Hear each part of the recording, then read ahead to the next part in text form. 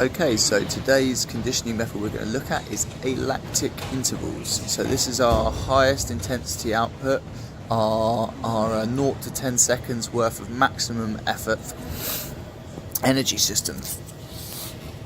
And we can train that by structuring intervals. So to break this down and try and be as clear as possible,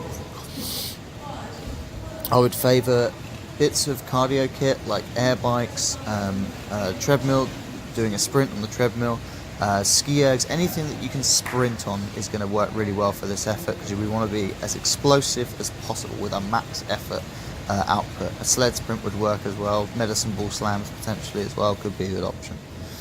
Our work periods are going to be between 5 and 10 seconds. If work periods are towards the lower end of that scale, we're going to be training more alactic power output, so literally how much power we can generate with that energy system. If they're coming up higher, more towards the 10 seconds, then we're going to be training the alactic capacity, so how long we can keep producing that power for.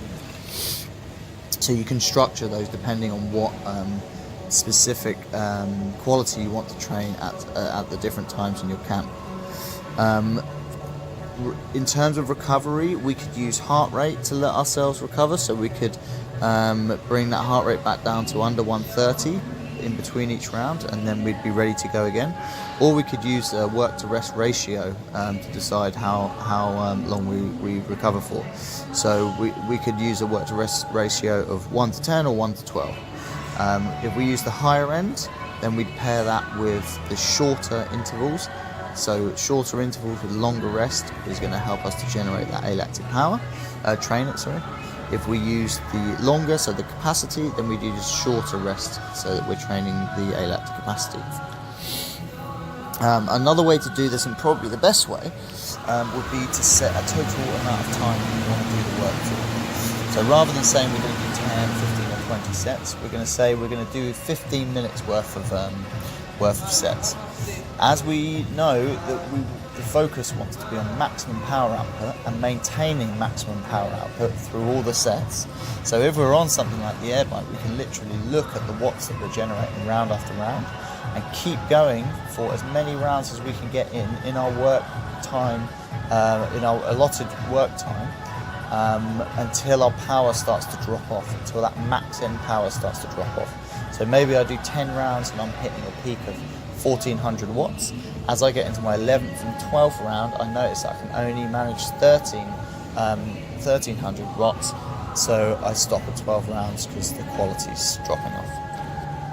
During your rest, you'd want to focus on active rest and trying to focus on that kind of dynamic energy control and working on bringing that heart rate down, so working on your breathing, in an active rest scenario. So if we're on the air bike, like you can see, I'm just turning my hands and legs over. I'm focusing on breathing, starting to bring my heart rate down, because this active rest kind of replicates more what we're going to see in a sporting environment. Very few sports really just sit down and rest completely. We're usually having to rest and recover during an active kind of environment. So when we're doing these intervals, it's good to kind of replicate that. Okay, any more questions or anything like that, get in contact with me through the member site or the Facebook groups or the email on the website. Otherwise, we'll see you next time with our next method.